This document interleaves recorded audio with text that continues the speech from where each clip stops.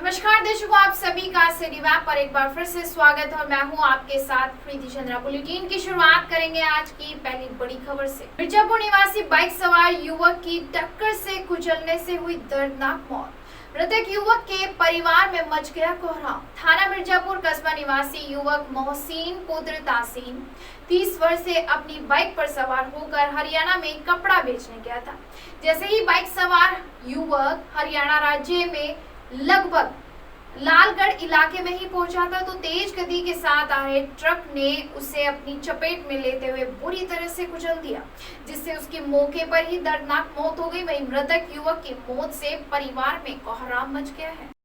असंतुष्ट विद्यार्थी दोबारा देंगे अंक सुधार बोर्ड परीक्षा। कोरोना महामारी के चलते माध्यमिक शिक्षा बोर्ड की कक्षा 12वीं 10वीं की परीक्षा नहीं हो पाई, जिसके चलते विशेष फॉर्मूले से ही इस बार विद्यार्थियों को पास कर दिया गया था। वहीं जिला विद्यालय निरीक्षक कार्यालय के अनुसार बोर्ड द्वारा परीक्षा परिणाम में असंतुष्ट होने वाले विद्यार्थियों के लिए दोबारा से परीक्षा के किए जाने की व्यवस्था की गई है। वहीं इस फॉर्मूले से पास होने वाले विद्यार्थियों में सहारनपुर जिले की 10वीं के 1510 व 12वीं कक्षा के 1722 विद्यार्थी ने दोबारा अंक सुधार के लिए परीक्षा देने के लिए आवेदन किया है, जो कि 19 सितंबर से शुरू होने वाली बोर्ड परीक्षा में भाग लेंगे। ये परीक्षा 19 सितंबर से शुरू होगी और आगामी 6 अक्टूबर तक चलेगी। वहीं परीक्षा के समय को 3 घंटे के स्थान पर घटाते हुए 2 घंटे का समय निर्धारित किया जाएगा। प्रदेश कार्यकारिणी सदस्य बनने पर रविंद्र पुंडीर का हुआ भव्य स्वागत। भाजपा किसान मोर्चा की प्रदेश कार्य समिति में भाजपा नेता रविंद्र पुंडीर को सदस्य बनाए जाने के बाद ननौता पहुंचने पर भाजपाइयों द्वारा फूल मालाओं व मिठाई खिलाकर भव्य स्वागत किया गया। इस दौरान उन्होंने कहा कि भाजपा एक ऐसी पार्टी है जिसमें सभी वर्गों का सम्मान किया जाता है। भाजपा की केंद्र सरकार से लेकर प्रदेश सरकार में किसान, व्यापारियों, मजदूर, महिलाओं सभी का सम्मान किया जाता है, तो वहीं पात्र व्यक्तियों को सरकारी योजनाओं का लाभ भी मिलता है। भाजपा किसान मोर्चा जिलाध्यक्ष मोहर सिंह पुंडीर ने कहा कि 3 कृषि कानून किसानों के फायदे के लिए बनाए गए। आने वाले समय में किसानों की आय दुगनी होगी, तो वहीं दलाली प्रथा से किसानों को राहत मिल सकेगी। अपनी फसल को स्वतंत्र होकर किसान बेचने का अधिकार लेगा। इंटरसिटी सहित 3 ट्रेनों में कर सकेंगे सामान्य टिकट पर सफर। बीते वर्ष लॉकडाउन लगने के बाद से रेलवे की ओर से व्यवस्था में बदलाव किया गया था। लंबे समय तक ट्रेनों का संचालन भी बंद रहा। इसके बाद अनलॉक में कुछ ट्रेनों का संचालन शुरू हुआ। इसके तहत यात्री रिजर्वेशन कराकर एक्सप्रेस ट्रेनों में सफर करने को मजबूर थे और दुगना किराया भी दे रहे थे। रेलवे अधिकारियों के मुताबिक यात्रियों को सुविधा के लिए अंबाला नई दिल्ली इंटरसिटी एक्सप्रेस, नई दिल्ली जालंधर सुपर एक्सप्रेस और श्री गंगानगर हरिद्वार एक्सप्रेस में सामान्य टिकट पर यात्री अब सफर कर सकेंगे। ये तीनों ट्रेनें सहारनपुर से होकर गुजरती है। स्टेशन अधीक्षक कपिल शर्मा ने बताया कि 10 सितंबर से व्यवस्था लागू होगी। डेंगू के 3 मरीज और मिले, संख्या हुई 15। जिले में डेंगू के मामले बढ़ते जा रहे हैं। गुरुवार को 3 और डेंगू के मरीज मिले हैं, जिसके बाद डेंगू मरीजों की संख्या 15 हो गई। जिला मलेरिया अधिकारी शिवांका गौड़ ने बताया कि टपरी कला में रोजाना स्वास्थ्य विभाग की ओर से शिविर लगाकर लोगों की जांच की जा रही है। इसके अलावा खाताखेड़ी में भी बुखार से पीड़ितों के सैंपल लिए गए। 7 सितंबर को बुखार पीड़ितों के सैंपल के जांच के लिए राजकीय मेडिकल कॉलेज भेजे गए थे, जिनकी रिपोर्ट गुरुवार को आई है, जिनमें से 3 लोग डेंगू पॉजिटिव मिले हैं, जिसके बाद अब सभी को घर पर ही उपचार के लिए शुरू कर दिया गया है। अवैध मादक पदार्थ के अंतर्राज्यीय तस्कर हुए गिरफ्तार, साथ में मादक पदार्थ भी हुआ बरामद। वरिष्ठ पुलिस अधीक्षक डॉक्टर श्रीनप्पा द्वारा जनपद में चलाए जा रहे नशा मुक्ति अभियान के अंतर्गत पुलिस अधीक्षक नगर सहारनपुर, क्षेत्राधिकारी नगर द्वितीय के कुशल पर्यवेक्षण में थाना सदर बाजार पुलिस की टीम व सर्विलांस टीम द्वारा संयुक्त रूप से कार्रवाई करते हुए माखन कॉलोनी के सामने से 2 तस्करों को गिरफ्तार किया गया, जिनके नाम है मंगता पुत्र तासीन, एहसान पुत्र चांदू निवासी हरिद्वार उत्तराखंड को गिरफ्तार किया गया है। बता दें कि इनके कब्जे से 200 ग्राम चरस, जिसकी कीमत करीब 2 लाख रुपए है, थाना सदर बाजार ने बरामद करने का दावा किया है।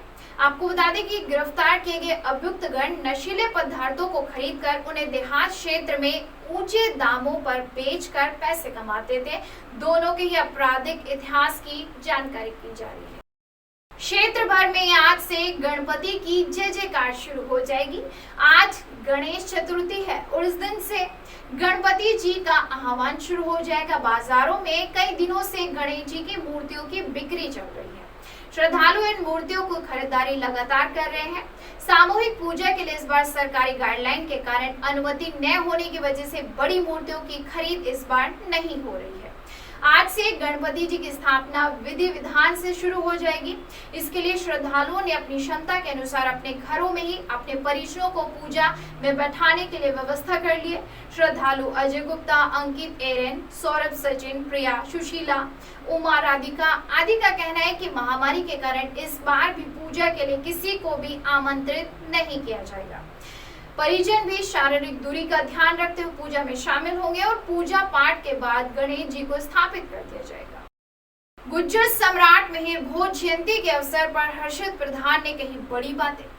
आज गुज्जर सम्राट मिहिर भोज जयंती के अवसर पर अखिल भारतीय वीर गुज्जर महासभा के कार्यक्रम में गर्जता प्रधान हर्षित ने कहा कि गुज्जर समाज को सत्तामय भागीदारी बनाने की आवश्यकता है। सत्ता में अपनी पकड़ मजबूत बनानी होगी और सत्ता में पकड़ मजबूत बनानी है तो संघर्ष से हमें संघर्ष करना पड़ेगा। हमें अपने ही बारे में सोचना होगा, कैसे हम आईएएस बने और कैसे आईपीएस बने, कैसे समाज को एकजुट करें, इन सब के बारे में निरंतर सोचना होगा। एक युवा साथी से आह्वान करना होगा कि एक एक युवा एकजुट होकर संघर्ष कर सके। सहारनपुर में 5 स्थानों पर मिलेगी मुफ्त वाईफाई सेवा।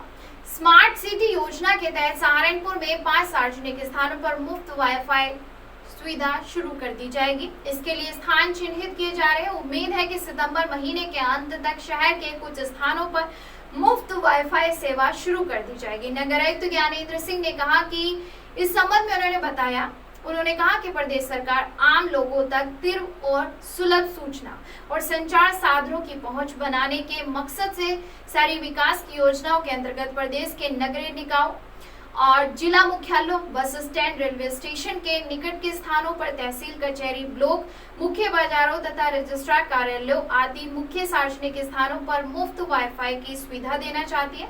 सहारनपुर में भी इसके लिए स्थान चिन्हित किए जा रहे हैं। उम्मीद है कि इसी महीने के अंत तक ये कार्य पूरे कर मुफ्त वाईफाई की सुविधा आम जन को उपलब्ध करा दी जाएगी। तालाब की भूमि को खाली कराने के लिए तहसील प्रशासन ने आवासीय मकानों पर चलाया चाबुक। जेसीबी की मदद से दर्जन भर मकानों को ढहाया।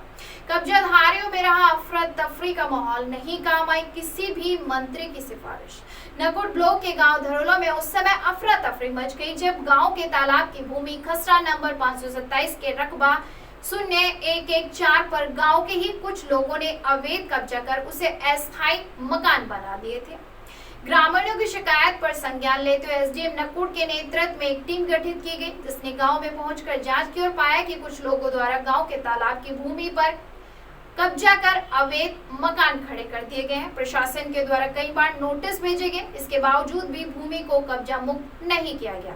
इस दशा में बीते दिन बुधवार को प्रशासन ने जेसीबी की मदद से बने अवैध मकान को धराशाही कर दिया, जिससे मकान मालिकों में अफरा तफरी का माहौल रहा। सहारनपुर से जुड़ी हर खबर पाने के लिए अभी सब्सक्राइब करें यूट्यूब चैनल सिटी वेब को। अगर आप हमें फेसबुक या इंस्टाग्राम पर देख रहे हैं तो फॉलो जरूर कीजिएगा और बेल आइकन दबाइएगा यूट्यूब पर हर अपडेट पाने के लिए।